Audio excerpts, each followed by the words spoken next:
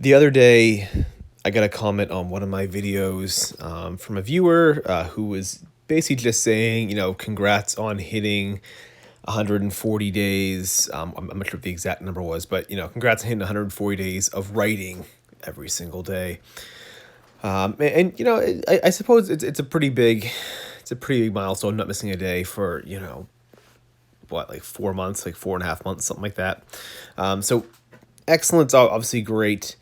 But at this point, it's not that difficult at this point.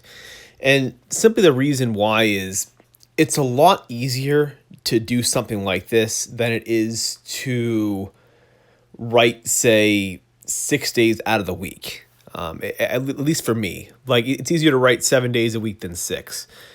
And it's simply because going 100% on anything is a lot easier than 99%. Like there's an expression about how like 100% is easy, 99% is a pain. And it's because within that, like that 1% margin is all of the overthinking, the confusion, all of like the stressing over needing to do something. When you do something 100%, it's just automatic. Like it's a part of your lifestyle. It's like going to sleep at night, basically. Not that every day has been easy. There have always been days where I've had obligations and all that stuff that make it a bit difficult. I've had, certainly writing sessions that have been very short, etc. It's not necessarily like a cakewalk by any means, but it's a lot easier to do this when you're doing it 100%. Running every day versus writing 25 days out of the month. I'm betting the person that writes, the 30, 31 days instead, the full month without missing a day, probably has an easier time doing that than the person that has to write 25 times because you're always trying to figure out, okay, what days can I take off? What days can I miss? And then you miss a day, and then all of a sudden that sort of procrastination of, well, I missed one day, I'm not really feeling like going back to the keyboard, so I'll take 2 days off in a row.